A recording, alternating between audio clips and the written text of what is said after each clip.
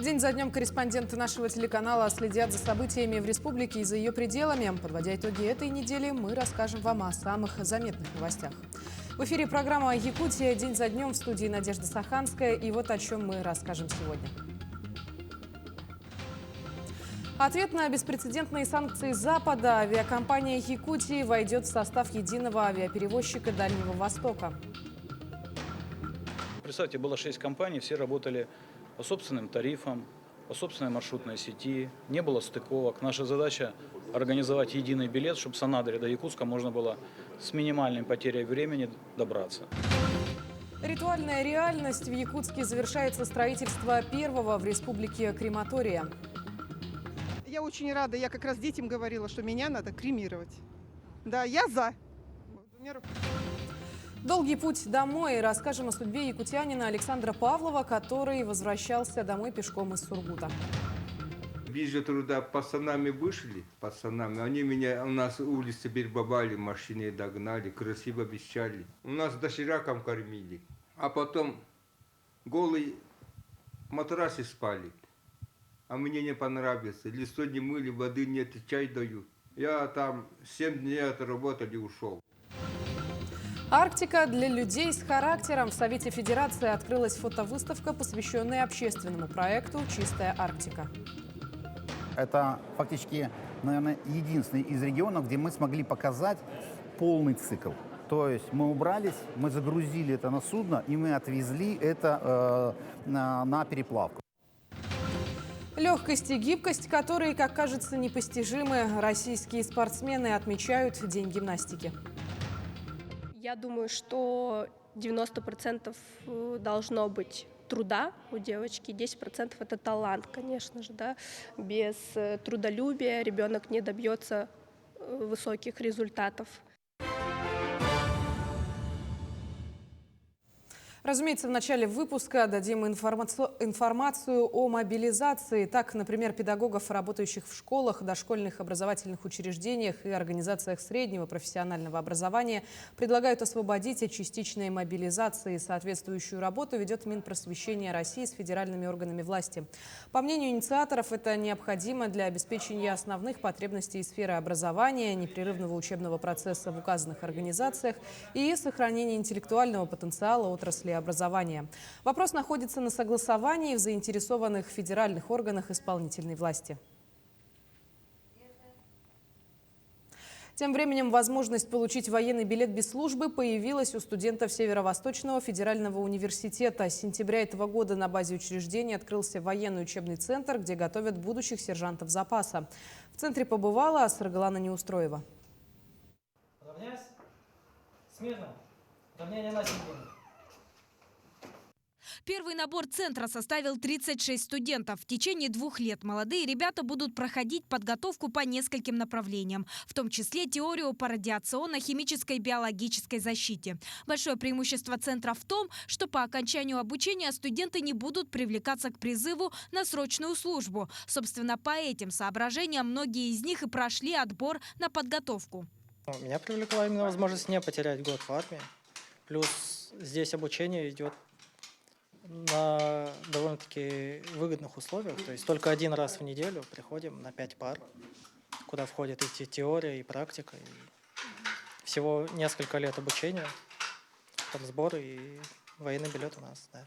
По словам руководителя центра, к обучению привлекли высокопрофессиональных специалистов. Это офицеры запаса, которые имеют как большой опыт службы, так и навыки преподавания. Подготовка студентов займет 2 года. В военном учебном центре, который сейчас работает, предусмотрены только подготовка по 2 специальностям. Это командир отделения и старший стрелок мотострелковых подразделений. По программам подготовки сержантов и солдат запаса. При этом специальное обучение студентов медицинского профиля не предусмотрено, как это в свое время проходило на базе военной кафедры университета. Между тем, набор на подготовку солдат запаса проходит уже сегодня. В этом году на данную программу предусмотрено 72 места. Саргалана Неустроева, Семен Семенов, Якутск. Призванные по частичной мобилизации продолжат выплачивать алименты согласно действующим нормам закона об исполнительном производстве в отношении граждан, мобилизованных в рамках частичной мобилизации. Исполнительные производства, вынесенные в том числе по исполнительным документам о взыскании алиментов, подлежат приостановлению, так как трудовые отношения призванных на время частичной мобилизации приостанавливаются. Однако в целях соблюдения прав несовершеннолетних предлагается временный порядок взыскания алиментов. Взыскатель имеет право самостоятельно направить исполнительные документы взыскания в единый расчетный центр Министерства обороны Российской Федерации. Оригинал исполнительного документа выдается взыскателю по заявлению при предъявлении паспорта. Перечень документов, адрес, куда направить, образец заявления имеется в канцелярии Нерюнгринского районного отделения судебных приставов. Дополнительно сообщаем, вся поступившая информация, заявления, справки, списки в отношении мобилизованных в рамках частичной мобилизации обработаны. Направлены ответы на все поступившие обращения, приняты меры к приостановлению исполнительных производств. Если у кого-то имеются вопросы в отношении граждан, мобилизованных по частичной мобилизации, вы можете обратиться в Нерюнгринское районное отделение судебных приставов для получения консультаций по данным вопросам. Предприятия республики продолжают оказывать помощь для мобилизованных якутян. Не осталось в стороне и генофондное казенное предприятие «Якутский скот». Какой вклад для поддержки сделало предприятие, узнала Галина Чекурова. В период частичной мобилизации сотрудники многих предприятий республики были призваны в ряды вооруженных сил. Генофондное казенное предприятие «Якутский скот» сохранил рабочие места за мобилизованными сотрудниками, а также оказывает им всепосильную помощь. Из нашего предприятия под этот попали 3 работников, 1 вернулся, 2 служат. И сегодня мы у себя решили, и профсоюзный комитет, руководство нашего предприятия, все-таки мы будем прослеживать, где наши бойцы, соответственно, им и материальная, и моральная поддержка не только им, и их семьям, близким тоже будет в таком плане. По мнению заместителя директора предприятия Василия Лукина, на данный момент решается судьба всей страны, и коллектив якутского скота решила не оставаться в стороне. Они собрали бойцам из Якутии вещи первой необходимости. Мы собрали с коллектива кто сколько может, потому что доходы у всех разные. И собрали сколько может, собрали на сумму 50 тысяч, и вот перевезли 10 комплектов термобелья, потому что уже холодно, и 10 комплектов берцев. Ну, вот такая пока скромная помощь. Но надеемся, что еще мы будем работать. Жители республики поддерживают мобилизованных якутян не только посылками из родины, но и поездками в военные части, где они проходят подготовку. Так, глава Эвена-Бутентайского улуса специально съездил во Владивосток, чтобы встретиться с 15 мобилизованными и 1 контрактником из своего района. Землякам он привез якутскую национальную еду, начиная от жеребятины, заканчивая домашними пирожками. Глава отметил, что общий вес груза составил более 40 килограммов. Мы этим чайном, сидя 2 часа там, как бы всех угостили, накормили. Мне очень понравилось то, что их командиры очень простые ребята, настоящие мужики. С ними очень спокойно можно переговорить. И они все благодарят за то, что мы приехали и поддержали своих ребят. В конце ребята меня проводили, и все говорят, вот такое настроение боевое, что все вернемся живы, здоровы. Предприятия республики и дальше планируют отправлять гуманитарную помощь мобилизованным. Они считают, что даже будучи в тылу, можно внести большой вклад в общую победу. Галина Чекурова, Семен Семенов, Якутск. Да и в целом республика продолжает активно поддерживать мобилизованных граждан. При поддержке Министерства культуры артисты из разных театров республики объединились и выступили с концертной программой, чтобы поднять боевой дух мобилизованных. Они посетили Хабаровский и Приморский края, Еврейский автономный округ и выступили в 5 воинских частях, где проходят подготовку мобилизованные.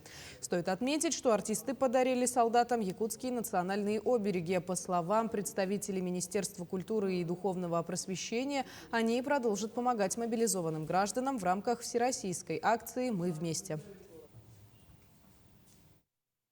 Сегодня вылетела государственный ансамбль Туймада. Они вылетели на фестиваль в Казань, затем они поедут на гастроли в Москву.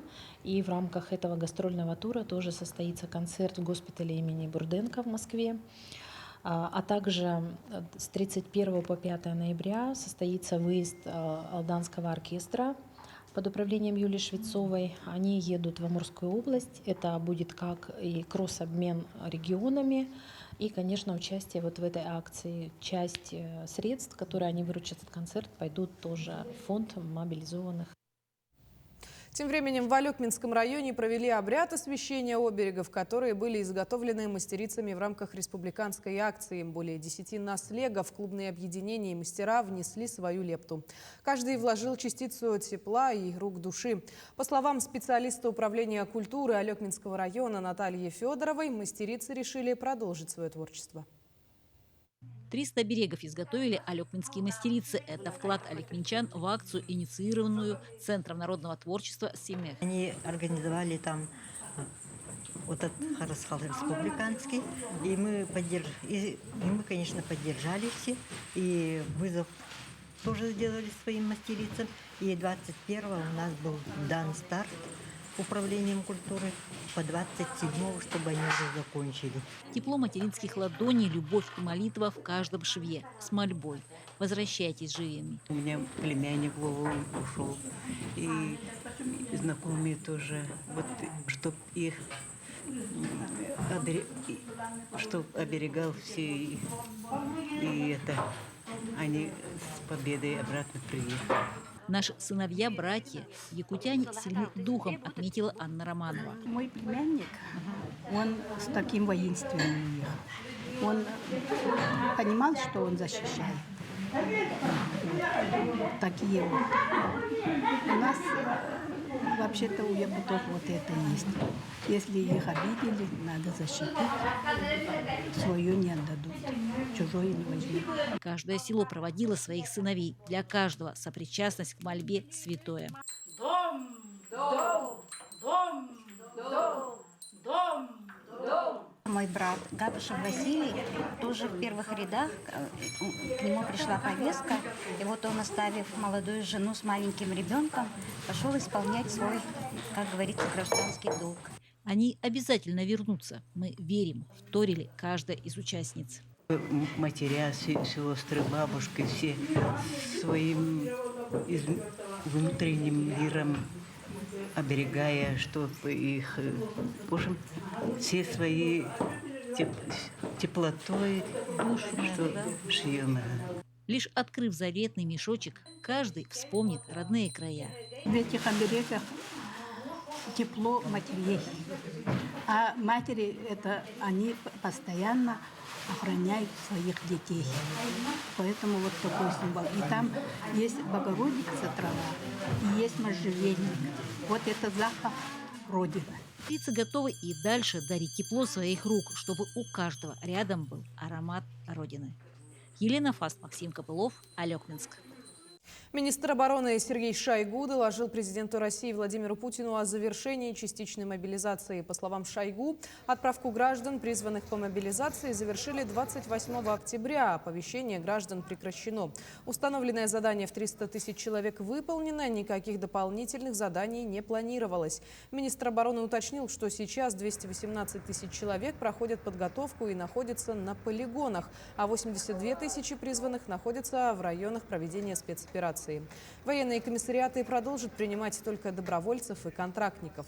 Кроме того, 13 тысяч граждан, не дожидаясь повесток, заявили о своем желании принять участие в спецоперации. Они были направлены в войска в качестве добровольцев.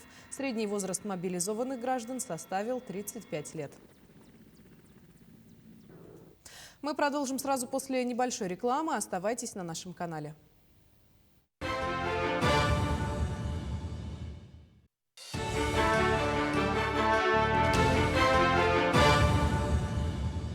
Мы продолжаем программу.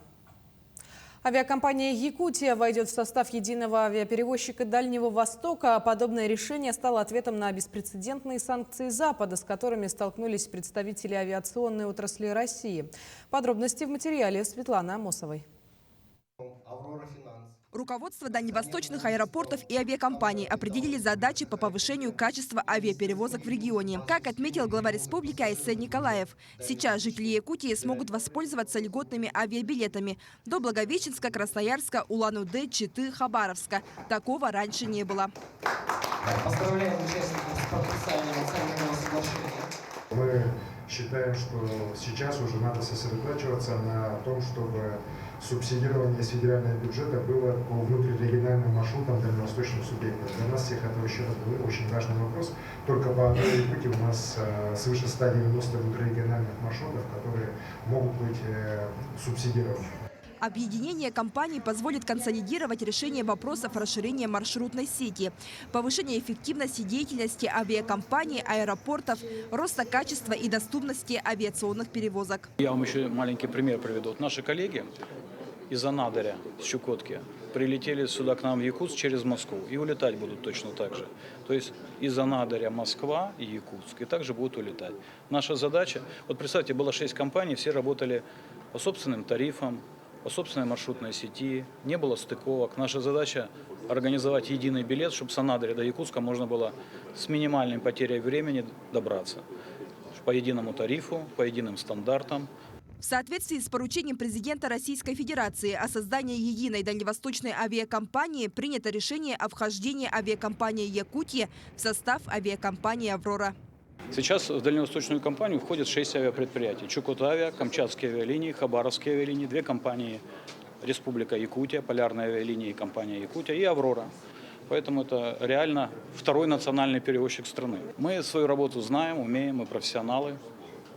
Поэтому, надеюсь, вот эта вот задача такая высокая, важная, обеспечить Дальний Восток надежным авиационным сообщением, с нашими усилиями будет выполняться. Каждый год будем показывать какие-то положительные моменты. Сегодня у нас состоялось, не побоюсь этого слова, эпохальное событие. Мы вступили, как говорится, в новый этап жизни авиакомпании «Якутия», авиакомпании «Аврора». Мы теперь единая дальневосточная авиакомпания, что нам позволяет более увереннее смотреть в будущее и действительно улучшать свое качество услуги и продукта. Также глава региона отметил необходимость продолжения реконструкции республиканских аэропортов, ремонта воздушных судов. Сегодня маршрутная сеть единой авиакомпании включает в себя почти 390 маршрутов. Объем финансирования из федерального бюджета программы субсидирования авиаперевозок между регионами Дальнего Востока в 2022 году составит свыше 5 миллиардов рублей. Светлана Амосова, Татьяна Филиппова, Григорий Хлопков, Якутск. Эта неделя стала насыщенной на события в целом для авиации Якутии. Свое 25-летие отметил аэропорт Якутск, один из крупнейших аэропортов Дальнего Востока. Сегодня предприятие активно совершенствует аэродромную инфраструктуру, пополняет парк спецтехники и, несмотря ни на что, продолжает обслуживать пассажиров. Продолжит тему Саргалана Неустроева. Знакомство пассажира с аэропортом начинается со стойки регистрации. В бесконечном потоке пассажиров встречаются разные ситуации, как и люди. Поэтому сотрудник всегда должен быть готов ко всему. Найти индивидуальный подход к каждому пассажиру и часто выступать практически в роли психолога. Каждому нужно найти свой подход, чуть ли как не психолог, понимаете? Агент работает. За смену у нас пассажиропоток проходит до более 1000 человек. Поэтому сами понимаете, как надо с каждым человеком пообщаться, чтобы он понял, куда идти после регистрации, на какой выход, на какую стойку посадки. И все это с непременной улыбкой, желающей доброго пути. Не выгореть на такой работе возможно, только если искренне влюблен в авиацию. Об этом говорят и сами сотрудники аэропорта. Да, любовь к авиации. Романтика, наверное. Все-таки самолеты провожаем, обслуживание людей. Полезная для общества работа. Немаловажен и труд механиков и инженеров аэропорта. На их плечах лежит большой груз ответственности. Даже небольшая ошибка может повести за собой серьезные последствия. Несмотря на это, коллектив механиков к работе подходит с юмором. А совсем недавно персоналу подарили новое, просторное и светлое здание авторемонтной мастерской. И работать стало еще приятнее. Старая мастерская 60-х годов постройки уже не соответствовала как техническим требованиям, так и выросшим запросам аэропорта. Сейчас в аэропорту действует программа по модернизации и обновлению спецавтотранспорта для повышения качества обслуживания аэропорта. На данный момент приобретено более 10 единиц спецтехники, ну и в последующем парк будет обновляться. Сегодня из якутского аэропорта выполняются рейсы по 45 и более направлениям. Из них около 20 по центральному расписанию. А сами полеты выполняют до 15 авиакомпаний. Как утверждают представители аэропорта, несмотря на нестабильную геополитическую обстановку, главная воздушная гавань республики будет продолжать развиваться и работать, несмотря ни на что. Разработана стратегия развития аэропорта до 2032 года. Закупка спецтехники.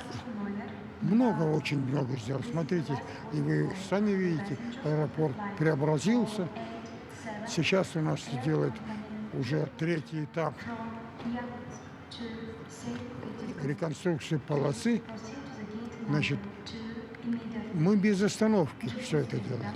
А совсем недавно аэропорт достиг объемов обслуживания доковидного времени. За 9 месяцев работы через него прошло более 700 тысяч пассажиров. Более того, специалисты уверены, к концу года данная отметка перешагнет 1 миллион. Саргалана Неустроева, Джулстан Иннокентьев, Якутск. Продолжим транспортную тему. На службу в ГИБДД Якутска были торжественно переданы 5 автопатрулей, оборудованных новейшей системой фиксации «Автоураган». Подобные комплексы только начинают внедряться в госавтоинспекции, и Якутия стала одним из первых регионов страны, где будут применяться ураганы. Подробнее о новинке расскажет мой коллега Александр Хавренко. Якутия стала одним из первых регионов в России, где приняты на вооружение в ГИБДД мобильные комплексы «Автоураган». 5 автомобилей уже заступили на дежурство в столице, но в будущем руководство автоинспекции планирует направлять патрульные автомобили с комплексом «Ураган» на работу и в другие районы республики. У нас протяженность автомобильных дорог республики очень большая, например, 14 тысяч километров. Мы нигде не можем их камеру стационарные комплексы устанавливать. Мобильный комплекс, он именно является при движении, движение может фиксировать именно скоростной режим, и другие виды правонарушений. При помощи комплекса можно фиксировать все правонарушения, которые могут возникнуть на дороге. Несоблюдение скоростного режима, езда без пристегнутого ремня безопасности, разговор водителя по телефону без использования гарнитуры. Также камеры комплекса по номерам могут найти автомобили, числящиеся в угоне, или водителей, лишенных прав на управление транспортом. Сегодня мы можем выявлять лиц, лишенных права управления, лиц, не имеющих права управления, транспортные средства, находящиеся в розыске, которые у нас являются архивными, и уже в ручном режиме быстро реагировать на данные нарушения, останавливать транспортные средства и принимать меры административного воздействия, в том числе и к злостным нарушителям.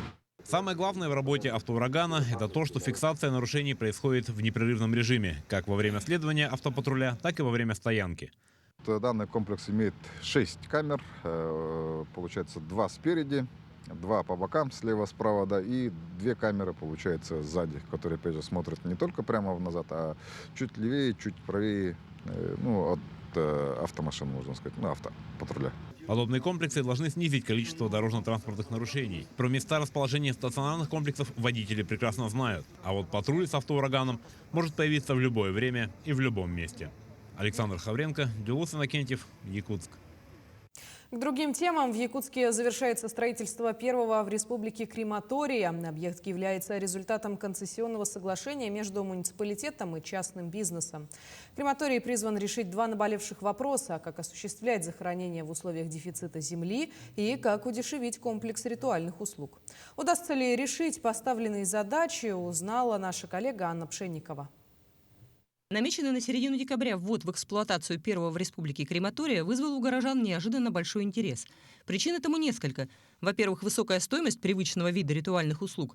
Во-вторых, полное отсутствие эстетики на местных кладбищах, где в силу нехватки земли захоронения располагаются буквально друг на друге, а территория традиционно имеет неухоженный вид. Третьей причиной положительного отношения к новшеству является сама возможность альтернативы, которой у якутян до этого никогда не было. Я очень рада, я как раз детям говорила, что меня надо кремировать. Да, я за. 2 руками. У нас под кладбище места не хватает.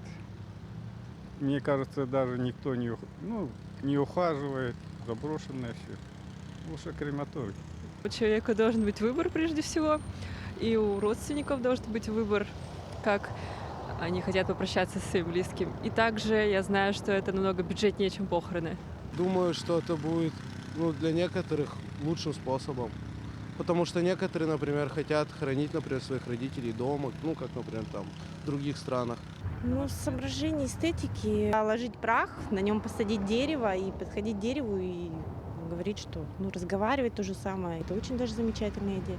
По предварительным оценкам, средняя стоимость кремации составит 30 тысяч рублей, что на первый взгляд выглядит вполне доступно. Однако не все относятся к открытию нового ритуального предприятия с симпатией. Представители ритуальных услуг, в особенности небольшие ИП, уверены, что крематорий станет помехой их бизнесу. Кроме того, ритуальщики считают, что ожидаемая низкая стоимость кремации – это иллюзия. Ведь в обещанные 30 тысяч не входят погребальные аксессуары и дополнительные услуги, которые будут приобретаться за отдельную плату, а это, вероятно, сравняет стоимость того и другого вида. Минимальная сумма похорон 35 тысяч. Могила стоит 17 тысяч, туда входит выкопать, сруб, опустить, закопать. Также гробы, они у нас стоят от 6,5 тысяч и выше. Одежду берут самостоятельно. Мы предлагаем катафалк, венки. Если не вдаваться в финансовые детали, сам объект обещает стать без преувеличения достопримечательностью города. Небольшое здание, построенное по современным технологиям, будет вмещать в себя траурный зал с возможностью проведения прощания с церемонимейстером, печь, которая сможет осуществлять до 20 кремаций в сутки, очистные сооружения, позволяющие свести уровень вредных выбросов к нулю. Прилегающая территория, по заверениям владельцев, уже весной будущего года будет облагорожена и озеленена. Весной 2023 года у нас начнется строительство парка памяти. Это парк колумбариев, когда человек после кремации может взять урну, он также может ее захоронить в землю, также может поставить ее именно в парк памяти в колумбарии. Это будет уже отдельная история, это будет отдельная плата. Но мы, конечно, стараемся идти в ногу со временем, мы максимально все сделаем эстетично и красиво, чтобы человеку было, не то чтобы сказать приятно, но чтобы человеку чтобы не было вот такого, не знаю, мнения, когда приходишь на кладбище, там кресты в разные стороны торчат, нету дороги. Мы максимально эстетично сделаем и все благоустройство, и сам крематорий. До открытия городского крематория остается не более 3 недель. Кроме горожан, услугами предприятия смогут воспользоваться и жители Улусов. Владельцы считают, что даже с учетом перевозок услуга будет востребованной. Ведь в 21 веке любой человек вправе выбирать, как ему отправиться в последний путь. Анна Пшенникова, Павел Пахомов, Якутск. Мы продолжим сразу после небольшого перерыва. Оставайтесь с нами.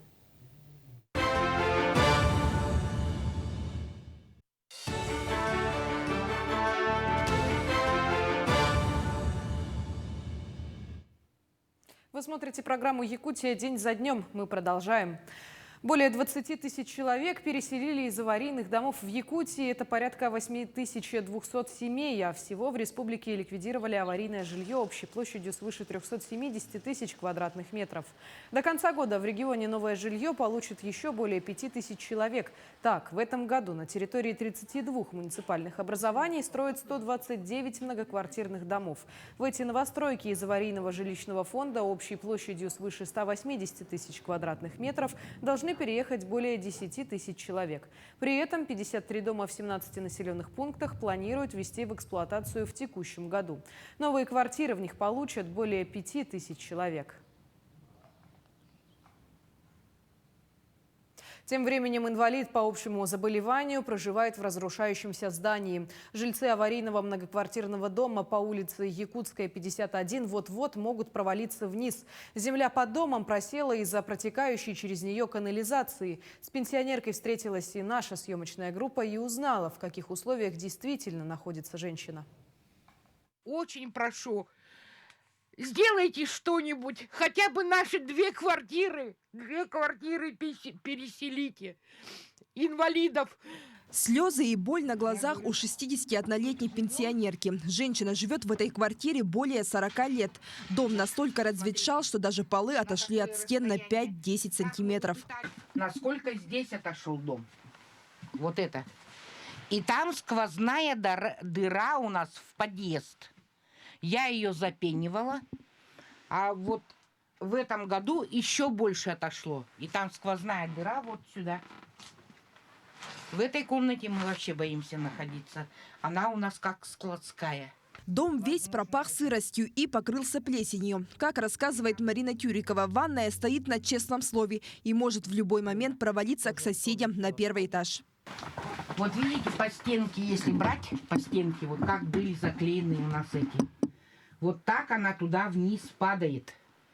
Там вот под ванной, ну вы туда не это, там большая-большая дыра. Я закрываю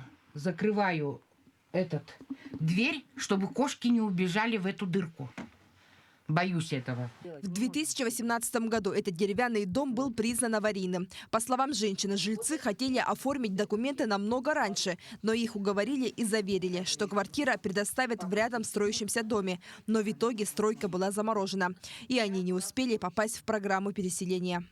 В действующую региональную программу включаются дома, признанные аварийными с 1 января 2012 года до 1 января 2017 года. Граждане получили на руки распоряжение о признании дома аварийным, в котором указан срок отселения их. Почему? Потому что в таких домах небезопасно находиться, они непригодны для проживания, это уже установлено комиссионным. Короче, сказали, не раньше 25-го года. И то, как бы это условно, и это. Приезжала комиссия, тоже с прокуратуры, я не знаю, там 2 человека еще с ними были. Они даже побоялись в дом зайти. Я говорю, вы понимаете, вы боитесь в дом зайти, а мы тут живем. Пенсионерка уже не может жить в таких условиях. Здоровье с каждым разом становится все хуже. Зимой в сильные морозы в квартире всего до 15 градусов, а переехать в другое жилье у нее возможности попросту нет. Второй подъезд у нас находится в более хорошем состоянии, чем мы. Без слез вообще не могу говорить. Ну, очень прошу, помогите. Помогите сдвинуть вот эту мертвую точку, чтобы нас расселили. Ежедневно жители дома засыпают в страхе, устоит ли дом до следующего утра. Покосившийся фасад здания, обваливающиеся потолки, скрипучие полы не вызывают доверия. А в подъезде ситуация еще хуже. Лестница настолько наклонилась, что по ней не то что сложно, но и страшно спускаться. Более того, на первом этаже есть заброшенные открытые квартиры, в которых часто собираются люди без определенного места жительства. Распивают алкоголь и курят прямо в доме, а это чревато последствиями. Может начаться пожар из-за непотушенного окурка. Еще сколько сможет продержаться ветхий дом и как перенесут эту зиму жильцы, неизвестно. Марине Юрьевне остается только верить и ждать, что на ее просьбу отзовутся, и она сможет жить в человеческих условиях. Светлана Амосова, Джулус Иннокентьев, Якутск. Как правило, в тяжелой жизненной ситуации оказываются не только жильцы аварийных домов. Причины на то бывают самые разные.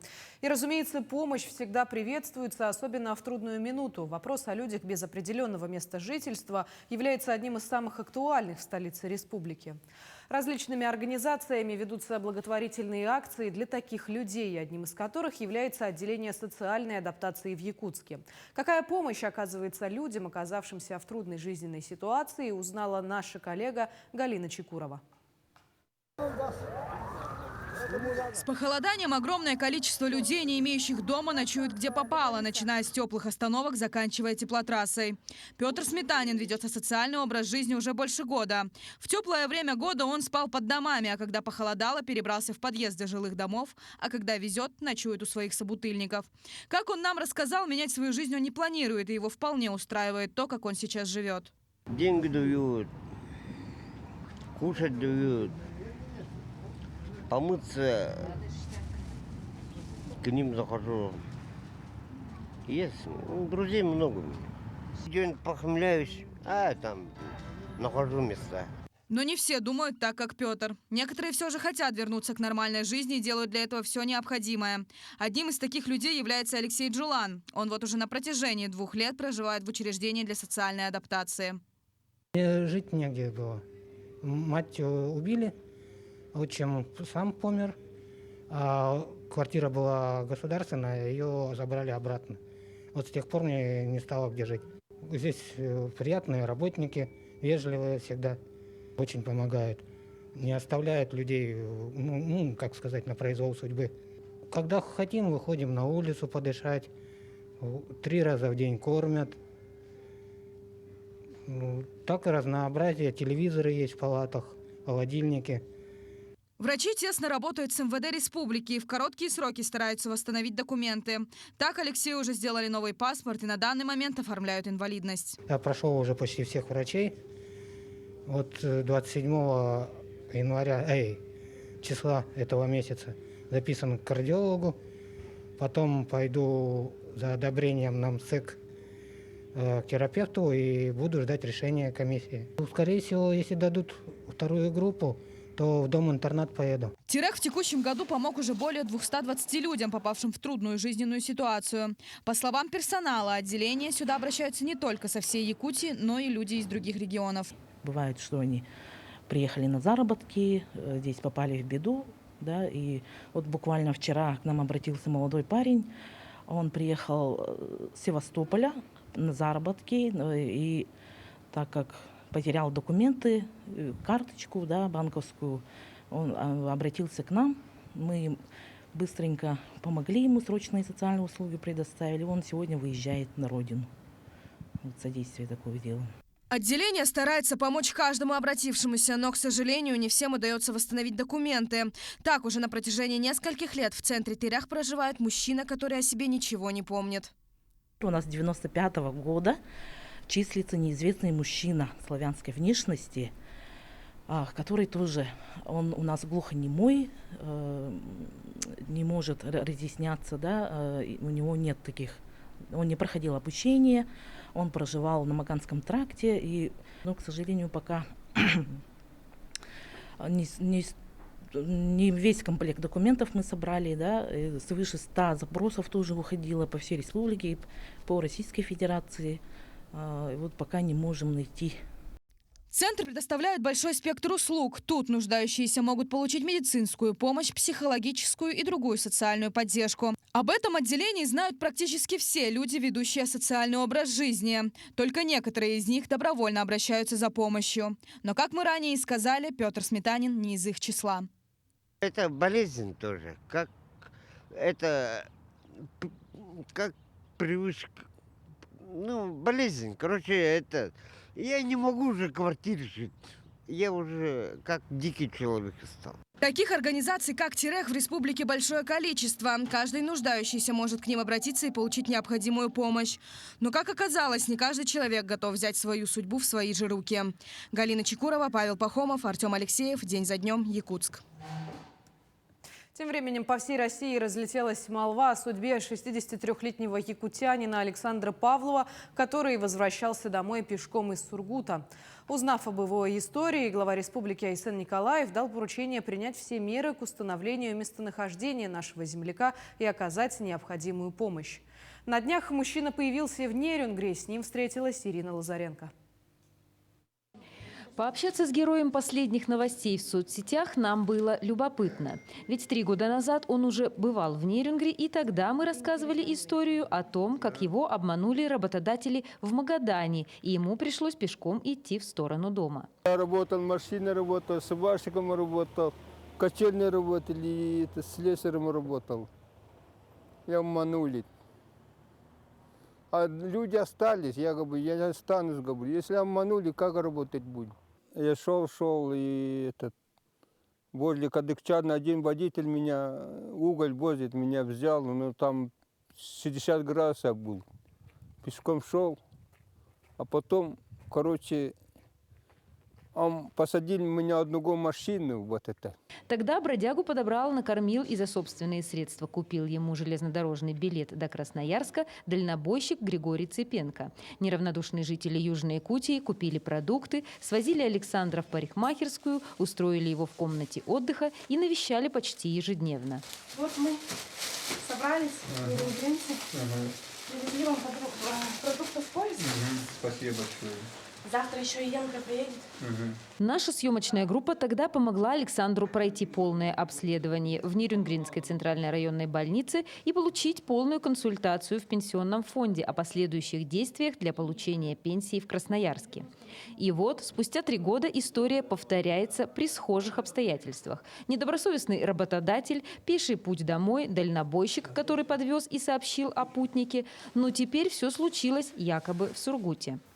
Мы ближе туда пацанами вышли, они меня, у нас улицы перебывали, машины догнали, красиво обещали. У нас дошираком кормили, а потом голый матрасе спали. А мне не понравится. Лицо не мыли, воды нет, чай дают. Я там 7 дней отработал и ушел. Не понравится. Я подрался и ушел. Александр на попутках добрался до Сковородино. Там его уже ждала машина Нерюнгринской районной администрации. Пожилого человека привезли в Нерюнгри. С ним встретился глава района Роман Щегельняк, чтобы оказать помощь и решить, что делать дальше. Сегодня мы предоставили место жительства ему временно, да, вот в одном из муниципальных квартир. Завтра планируем, значит, его определить в медучреждение, нашу центральную районную больницу, где пройдут обследования, немножко подлечат, как вот он говорит, простыл серьезно и так далее. Человек в возрасте, поэтому, наверное, первоначально эти вещи мы все проведем, а потом уже посмотрим по его пожеланиям, по его настроениям. Ситуация запутанная, в ней предстоит еще разбираться. Возможно, Александр Павлов просто любитель столь необычных путешествий. Но известно, что к решению ситуации уже подключился председатель Следственного комитета России Александр Бастрыкин. Он распорядился провести проверку по нарушению трудовых прав пенсионера в Сургуте. А мы будем следить за развитием событий. Ирина Лазаренко, Вадим Барашков, Нерюнгри. Тем временем по иску прокуратуры Кобяйского района в интересах ребенка, пострадавшего от укуса собаки, взыскана компенсация морального вреда в размере 50 тысяч рублей. Установлено, что ненадлежащее исполнение администрации поселка Сангар привело к тому, что в августе 2022 года от укуса безнадзорной собаки пострадал ребенок. Прокуратурой района в защиту прав несовершеннолетнего было направлено в суд исковое заявление о взыскании с администрации поселка компенсации морального вреда, причиненного нападением безнадзорной собаки. Прокуратура Кобяйского района провела проверку по фактам нападения на граждан безнадзорных животных, а также соблюдения органа местного самоуправления законодательства об ответственном обращении с животными без владельцев. Требования прокурора удовлетворены судом в полном объеме. С администрации поселка в пользу ребенка взыскана сумма морального вреда в размере 50 тысяч рублей. И все-таки друг человека или опасность, подстерегающая за углом? Как в Нерюнгри решается вопрос с безнадзорными животными? Как обезопасить себя и детей? Иван Лазаренко искал ответы на эти и многие другие вопросы. В рамках действующего закона об обращении с безнадзорными животными проблема собак на улицах городов и поселков никуда не исчезла. Разве что теперь здоровью, а то и жизни жителей угрожают привитые, стерилизованные и маркированные, но по-прежнему бездомные и никому не нужные собаки. С наступлением холодов озлобленность животных становится сильнее, а значит и опасность в разы выше. Поступает обращение, заявление от граждан о том, что собаки нападают на детей, на взрослых. И вот с этой проблемой нужно решать эту проблему. И пока решается этот наболевший вопрос, большую обеспокоенность родителей вызывает то, что теперь приходится провожать и встречать детей из школы. Ведь они даже при желании не смогут дать отпор своре озлобленных собак, которые видят перед собой беззащитного. Я не понимаю, вот я вчера шел около администрации, прямо рядом, там где куча снега, целая стая, штук 5 собак лежат. Ой, очень плохо. Кругом одни собаки, волкодавы, вообще ходить невозможно. Ну не видно, раньше больше было, сейчас что-то не видно. Вот у меня эксцесс был, что я прям сейчас паника у меня, когда я вижу собаку. Может, она и не злая, а я боюсь. Серьезно. Тут уже был такой, что на меня нападали. Ну, пытались, но я думала, если я упаду, они меня разорвут. Ой, это кошмар, конечно. Сама видела, как девочка маленькая шла и стая собак. И дело в том, что мужчина шел, и он собак отогнал, а девочку проводил к дому. Что ж, как мы видим, проблема существует, и кардинального ее разрешения в ближайшее время не предвидится. По словам главы города Ильи Гудошника, временной, но действенной мерой может стать строительство большого приюта, который будет работать на межмуниципальном уровне. Однако, как говорят специалисты, очень действенной мерой может стать и простая человеческая доброта и любовь к братьям нашим меньшим. Я обращаюсь к нашим гражданам, если у них есть желание приобрести животного, какую-то собачку. Очень много вы видели, наверное, щенков. То есть у нас двери всегда открыты, можно предварительно созвониться, приобрести, выбрать себе, чтобы оно не осталось бездомным. Очень хочется надеяться, что власти всех уровней, от которых зависит благополучие и безопасность жителей, как можно скорее смогут решить вопрос с безнадзорными животными раз и навсегда. Иван Лазаренко, Вадим Барашков, Захар Головин, Нерюнгри. Мы продолжим сразу после небольшой рекламы. Оставайтесь на нашем канале.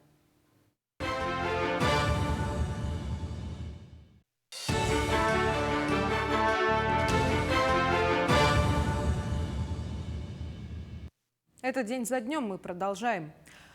Арктика для людей с характером. Под таким названием в Совете Федерации открылась фотовыставка, посвященная общественному проекту «Чистая Арктика». Сколько добровольцев приняли участие в генеральной уборке Белого края? С каким мусором чаще всего сталкиваются общественники? Смотрите в материале Айсены Бурнашовой. Якутия большая, она гостеприимная. В Тиксе мы убирали и корабли, и мусор, и личное участие и первого лица. Поэтому здесь вообще вопросов никаких нету. Якутия очень гостеприимная. В этом году в Тиксе установили рекорд. Всего за одну неделю собрали почти 800 тонн металлолома, наследия советских времен. Для сравнения, это вес 30 груженных фур или 28 танкерных контейнеров. Мусор собрали силами 70 человек, волонтеров, местных жителей. Была расчищена бухта поселка и берег залива Булункан. В Тиксе это фактически, наверное, единственный из регионов, где мы смогли показать полный цикл. То есть мы убрались, мы загрузили это на судно, и мы отвезли это на переплавку. Большая настороженность и ответственность местной власти, это вот когда мы коснулись судна «Днепр», которая стоит у нас на берегу Тикси и, в принципе, лопнула. И, может, мы все вместе, всем миром, вместе с руководством области этот вопрос будем в следующем году решать обязательно. Вместе с Тикси уборка мусора в этом году также коснулась Верхоянского и Устьянского районов. И здесь только с одной Усть-Куйги удалось собрать почти 1000 тонн металлолома. Цифра впечатляет, но и работы предстоит много. Устьянский район – лидер по накопленным отходам. Там находится почти 2 миллиона тонн железа. Ни одно другое государство мира так много не сделало, на севере так много не делает. И те масштабные проекты, которые сегодня реализуются, самое важное в этом проекте то, что он волонтерский, он добровольческий. Проекту всего 2 года, и за это время в 9 регионах страны на уборку вышли свыше 3000 волонтеров. Вместе с накопленным металлоломом в 80-х они собрали и мусор наших дней. А Баренцево море, где мы самые большие показатели пластикового загрязнения обнаруживаем, там в основном вот промысловые вот такие, это вот у нас дели, траловые дели, которые отрываются, скорее всего, в шторм. Половина – это иностранного происхождения, при этом четверть это всегда получается Норвегия, и вторая четверть это уже сборная солянка. На востоке страны мусор тоже импортный. Вот, например, видео с Чукотки, с острова Ратманово. На кадрах противоположный берег. Видно, как жители американского острова Крузенштерна сваливают, по всей видимости, бытовые отходы прямо в Берингов пролив. От российских границ их отделяет всего 4 километра. Течением прибивает, особенно это касается пластика, другого мусора. Поэтому эти проблемы есть. Ну, мы же не можем сейчас в этой ситуации, скажем так, Аляске погрозить пальчиком. Поэтому будем делать у себя дома все, что необходимо сделать. Айсена Бурнашова, Виктор Олесов, Москва. А первые средства по арктической единой субсидии поступят в регионы до конца года. Полномочный представитель президента России в Дальневосточном федеральном округе Юрий Трутнев провел заседание Государственной комиссии по вопросам развития Арктики. В повестку вошли вопросы строительства судов аварийно-спасательного флота для Северного морского пути, рассмотрение проектов планов социального развития центров экономического роста арктических регионов, исполнение единого плана мероприятий по реализации основ государственной политики Российской Федерации в Арктике до 1935 года и стратегии развития арктической зоны России и обеспечения национальной безопасности на период до 1935 года. 29 октября российские спортсмены отмечают День гимнастики. Легкость и гибкость гимнасток поражают и кажутся непостижимым для обычного человека. Так ли это, а также о других мифах и нюансах гимнастических будней расскажет Марферина Алексеева.